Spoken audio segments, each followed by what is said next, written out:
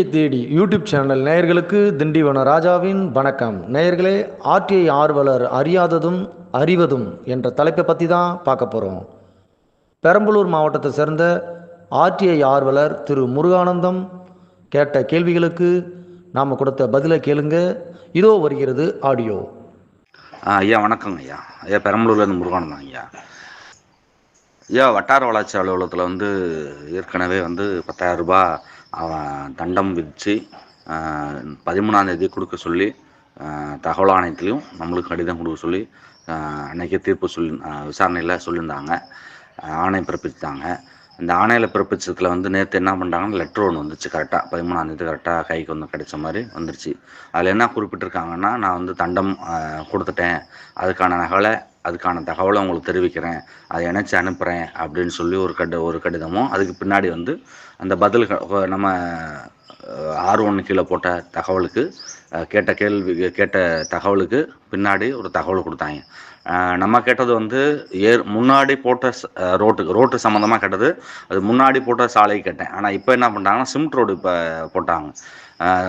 100 நாள் வேலை திட்டம் மூலிமா சிமெண்ட் ரோடு போட்டாங்க. அதை 4 கேள்வியாக இணைச்சி சும்மா எவ்வளோ அமௌண்ட்டு, யார் ஒப்பந்தாரு அப்படின்னு போட்டுட்டு பின்னாடி இணைச்சிருக்கேன் அப்படின்னு சொல்லி எந்த இணைப்புமே இல்லாமல் அப்படியே அனுப்பியிருக்காங்கய்யா. இப்போ அடுத்த கட்ட நகர்வாக என்ன பண்ணுவீங்க? இதெல்லாம் நிறைவேற்ற ஆணையே நிறைவேற்றலை அப்படின்னு சொல்லி தான் திருப்பியும் போட்டு இந்த அபராதம் தண்டம் வச்சுருக்காங்க 10,000 ரூபா. அந்த 10,000த்தை அரசுக்கு செலுத்திட்டு அந்த தகவலை கொடுக்க சொல்லியிருக்காங்க. ஆனால் லெட்டரை மட்டும் தான் வந்திருக்கு. பின்னாடி எந்த ஒரு இணைப்போ அதுக்கான எந்த ஒரு தகவலோ எதுவுமே கிடையாதுங்கய்யா. லெட்டர் மட்டும்தான் டைப் பண்ணி அடித்து கொடுத்துருக்காங்க. கொடுத்துட்டேன், போயிட்டே வந்துட்டேன்னு சொல்லி பின்னாடி எதுவுமே கிடையாது. அதே போல் தகவலுக்கும் எந்த ஒரு இணைப்பு எதுவுமே கிடையாது, கொடுத்தேன்னு சொல்லியிருக்காங்க.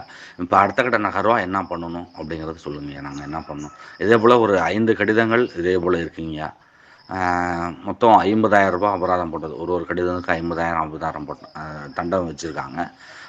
5க்குமே இதே சேம் தாங்கய்யா இருக்குது. அடுத்த கட்ட நகரம் என்ன பண்ணுறதுங்க? நாங்கள் வணக்கம் சார். நீங்கள் அனுப்பின வாய்ஸ் மெசேஜ் கேட்டேன்.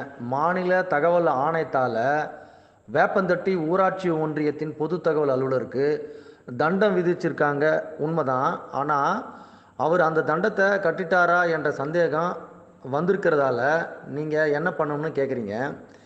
இதுக்கு என்னோட பதில் என்னென்னா, ஆர்டிஐ சட்டத்தில் 2வது மேல்முறையீட்டாளருக்கு கொடுக்கிற இழப்பீட்டை ஆர்டிஐ சட்டத்தின் பிரிவு 19 உட்பிரிவு 8B செக்காக தான் தருவாங்க.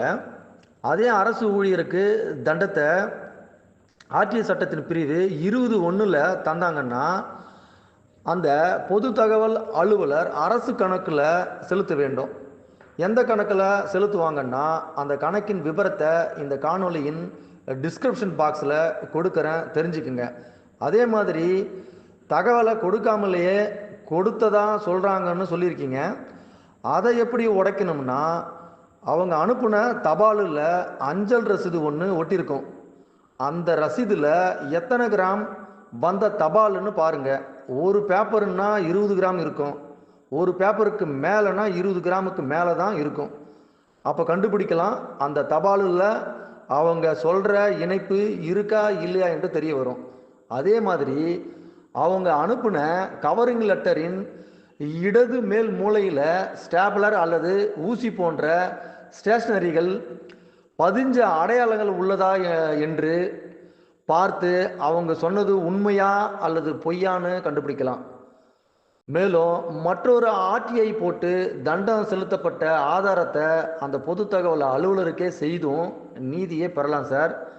மேலும் இதில் சந்தேகம் இருந்தால் கேளுங்க, பதில் சொல்கிறேன் சார். நன்றி, வணக்கம்.